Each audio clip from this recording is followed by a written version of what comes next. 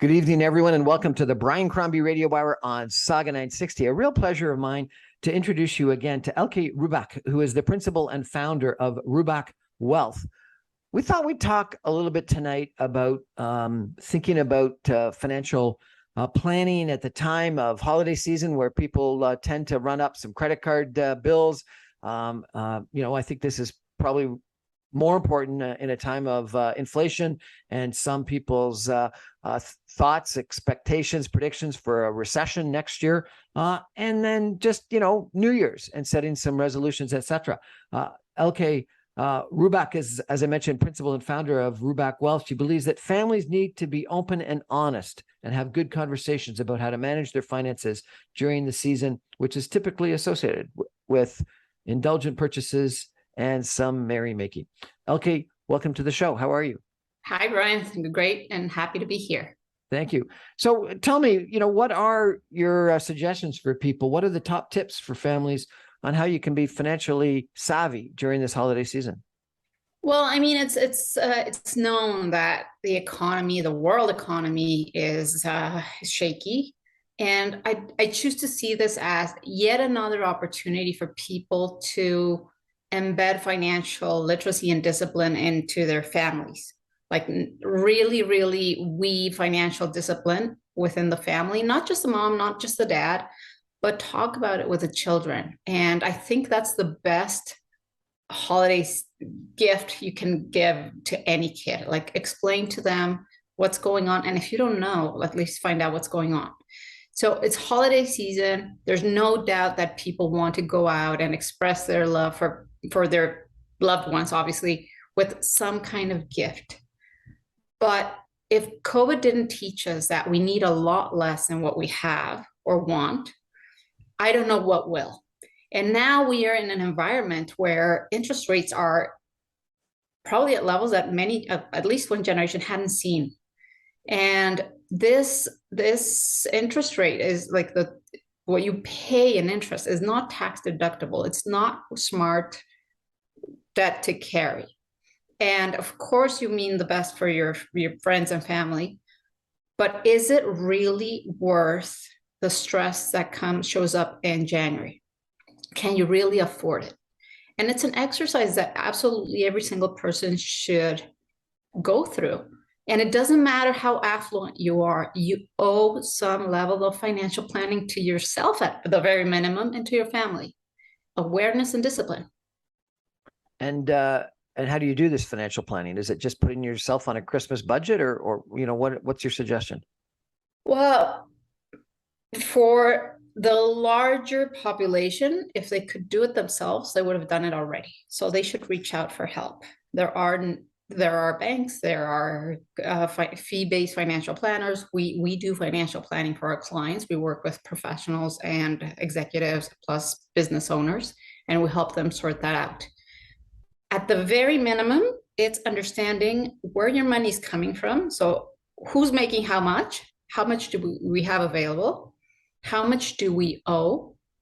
And where is our money going to? That's the bare minimum people should be aware of. And it sounds crazy, but most people don't know. They have an idea. They think the spouse has it. But as a family unit, very few families have had that conversation. So once you know you're clear that you're possibly spending more than you're making, well, that's where the conversation starts. Where do we cut? What are we spending on that is not bringing us any closer to our goal? What is that we're spending on that is delaying a happy retirement? What is putting our financial independence until death tears us apart at risk? And let's start the conversation and bring the family in, and let's see if there are changes that need to be made. And if anything, if there are no changes to be made and you're okay, at least you know it. So it sounds like almost everything you're saying is just save money, don't spend. Well, what's his name? Whatever, the Oracle of Omaha. Warren Buffett. Warren Buffett, name escaped, said, you don't save what's left after spending. You should spend what's left after saving. Brilliant. Actually, that makes a lot of sense. which is wonderful. That's called discipline. Now, realistically, how many Canadians can do that, right? Very few, very, very few. However, just because you're living paycheck to paycheck doesn't mean you should still have this conversation. I mean, the cost of groceries has gone through the roof. Yeah. At the same speed, the size of your bags has shrunk. You're paying more for a lot less. The cost of gas, it's painful to put gas in your car. And the Bank of Canada already said that it's not the last interest rate hike. And this week in the US, the markets were horrendously bumpy because there was also an interest rate hike. So you have the government and the Bank of Canada trying to control inflation through one tool they have, that is interest rates. But at the same time, I see the government is still spending. So the impact on the average Canadian is lethal. So you can't control inflation. You cannot control recession. I wish that would be a phenomenal superpower. But what can you control? You can control yourself, or at least become aware of your situation and see if anything needs to change. Elke Rubach, principal and founder of Rubach Wealth. Thank you so much. Good advice. We're going to take a break for some messages and be back in just 2 minutes with Elke. We're going to talk about next year and what she thinks is going to happen. And then also we're going to talk a little bit about long-term, what she thinks we need to have as a financial vision. Stay with us, everybody.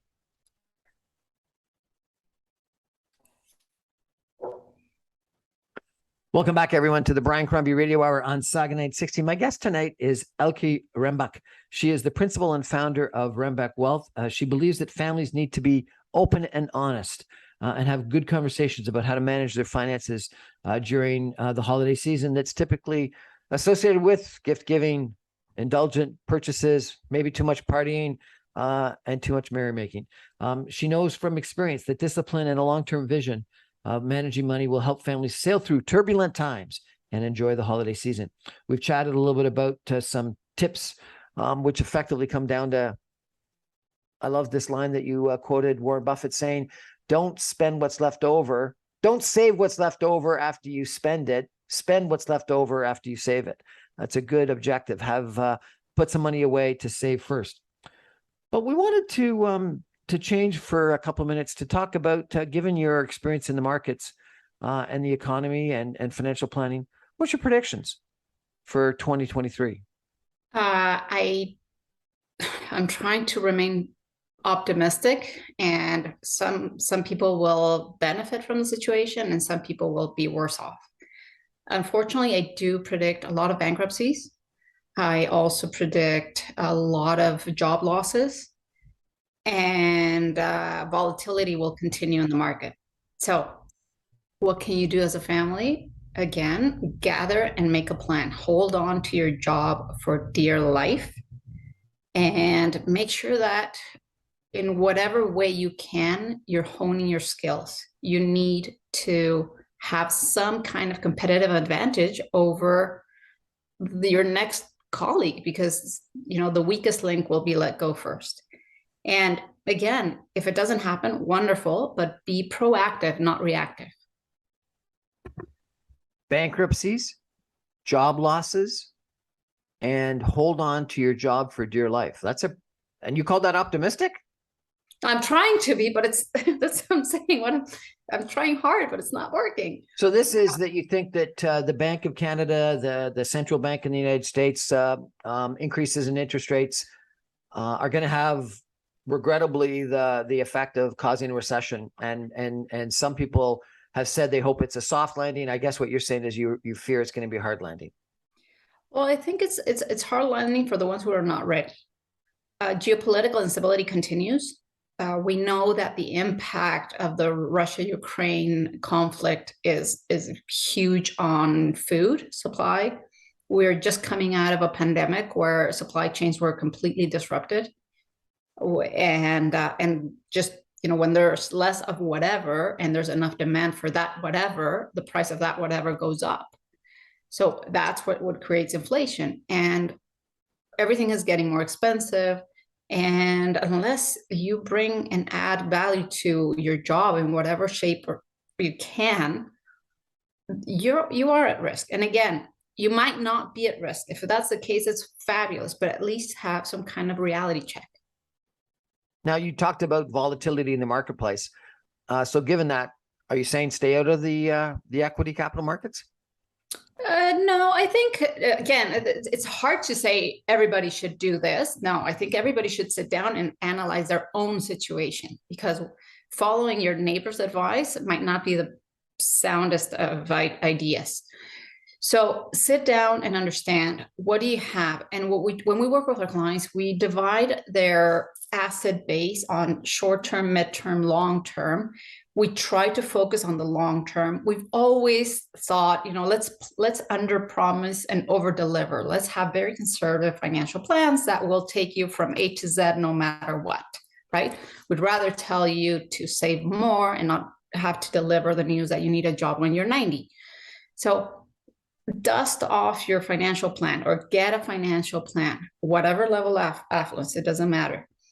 Volatility, figure out at your own capacity and risk tolerance, because not everybody is made the same way. Some people can take on more risk than others, and make sure that you're not losing sleep at night, and that the risk of the investments you are in reflects your preferences. And that, very important, and I will never get tired of saying this, understand what you're invested in. Like this Bitcoin and crypto recent lesson should have taught many that chasing ambulances is a bad idea. And if you want to have fun money, or you're able to have fun money to go out and try your luck with the next big thing, make sure that you're not risking your livelihood. Let's talk about that just for a second, because I am amazed how many people thought that Bitcoin was the next best unbelievable thing, and became Bitcoin traders and cryptocurrency advocates, etc. What's happened to that marketplace? Well, the ones who knew it well and understood it well left on time. The rest were just left there to catch the leftovers. I've never really recommended crypto to my clients, first and foremost because I don't understand it well. But the very basic I knew about it was, really bad people with really bad money are in there. To me, that's enough to stay out of it. Now, if you have 5% of your net worth to speculate and make a killing, check your level of greed, and realize when it's time to get out. Because those who didn't get out on time because they thought it was kind of like the solution to becoming an overnight millionaire, they lost a lot. Some people leveraged their houses and everything. That's gambling, and that's a really bad idea. And the market is down what, like 95%? Yeah, it's there's nothing left right now. And the biggest thing is there's a lack of trust in there because of what happened. And whoever got stuck there is losing everything and more. Now, will it come back? I don't know. Probably, maybe, possibly, if there's a way to regulate it. But kind of like natural to Bitcoin and crypto is all the lack of regulation that was so attractive, right? So fast, so great. Tech stocks are down dramatically as well, and we hear every day about new layoffs in the tech business. What do you think of that sector? I think there will be some shuffling, but it will come back. Technology is here to stay and grow. So some players will disappear, and then the other ones will grow, and a little bit of a Darwinian therapy here, survival of the fittest, and whoever comes with whatever solution that will get us to the next level will stay and win. But no, I'm hopeful about technology. So I wouldn't say, again, it's not a general piece of advice, and everybody should consult their own financial advisor. If you can, hang on to it. Don't liquidate. It'll shuffle, shift, but at least have the conversation and make sure that you can stay there for the long run. As interest rates have gone up, yields have gone up, and the prices of debt securities have gone down. But if that those increases are, almost at an end. Is debt, corporate debt, government debt, potentially an area to buy, invest in? Maybe. Right now, the banks are really ramping up their reserves because they are forecasting a lot of defaults. So would you go for a bank? Um, Again, understand what you're investing in and do not expect that this will be the solution that will make you grow taller and fitter. Understand, diversify, and think long term. So the right balance could work. Some mutual funds have a terrible reputation. Oh, the fees, the fees, the fees. But if you don't have above certain level of investable assets, maybe mutual funds are not a horrible thing to think of, or ETFs are not a horrible thing to think of. But you need to understand what you're investing in and not just yes, follow the advice of your advisor for sure, because that's what advisors are paid to do. You need to figure out what's best for your client and then make a recommendation. But as a client, you are going to live the consequences of your decision. And investing in something you don't understand is a bad idea. And if your advisor can't explain it, ask again. And if he can't or she can't explain it again, ask again. And if not, don't invest. Do not invest in something you do not understand. What's your sense of the real estate market? Residential, well, the problem with real estate market is that, well, at least for Toronto, that I'm more familiar with, and Vancouver to an extent, is there's a massive demand and the supply is not there at the speed we need it. And with interest rates going this high, for any developer carrying the cost of development over 5 to 8 or to 10 years that sometimes these things take to build, kind of questions whether they want to risk their capital or not. So that slows down. Unless there's a solution and a co-created solution where government and private sector come together to make this happen, we don't have enough houses. And with that, or houses or condos, whatever you want to call it, there's that. Canada is and remains paradise to come and start living here. Compared to other places on earth, Canada still is very attractive. Yes, it's expensive. Yes, the medical system is bursting. The education system has its issues too, but compared to other places, it's still really attractive. So people want to come still. They want to come with their kids and give them a better lifestyle, etc. So the supply is not feeding at the speed we need. And again, if there's not enough, well, the prices go up.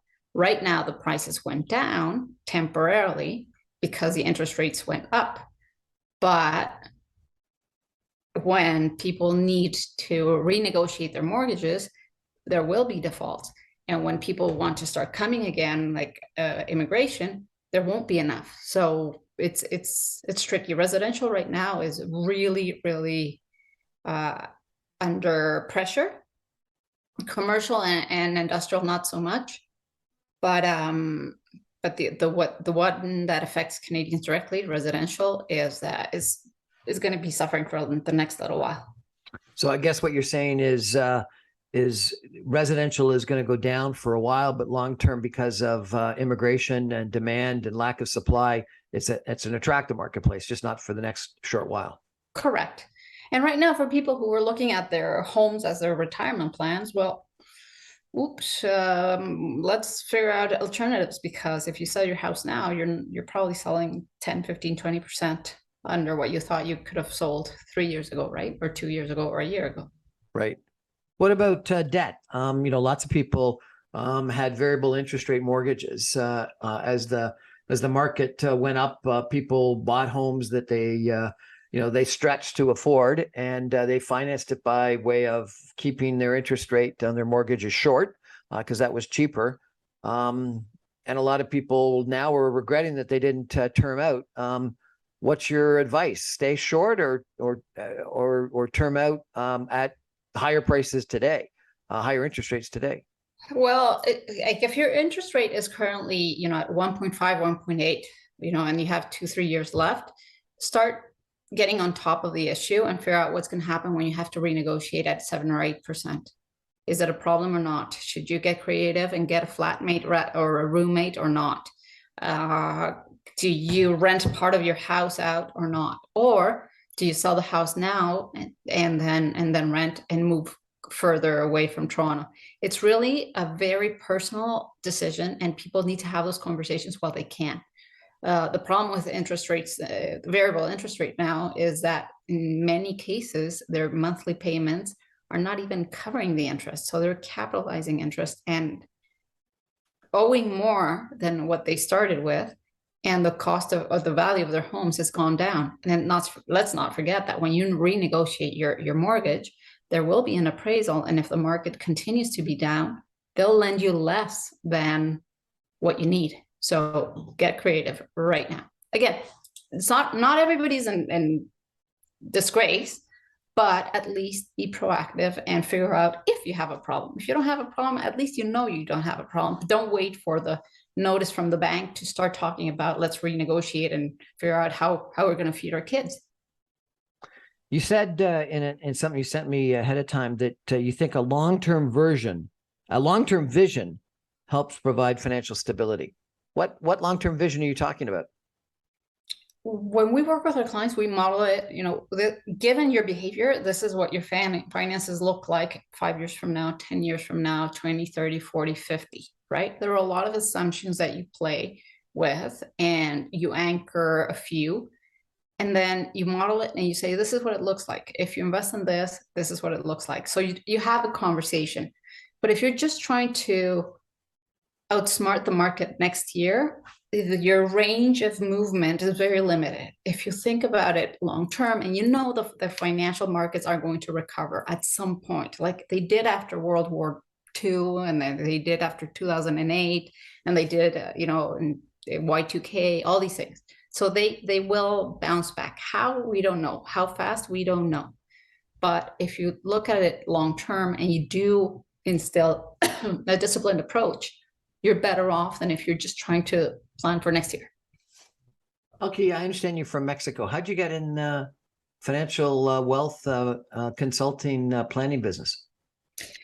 I would say accidentally, on purpose. I'm a lawyer by training, came to Canada for a year, and of course you plan and then things change, right?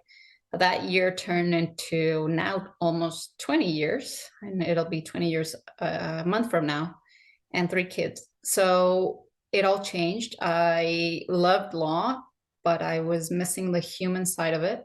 So I moved to one of the banks, and although it sounded horrendous, my job was to be the bridge between clients and advisors, making sure from the compliance department, the sale of products and explanations was done right. And I saw very quickly, most of the time it was, but I saw very quickly that people make financial decisions without having a plan.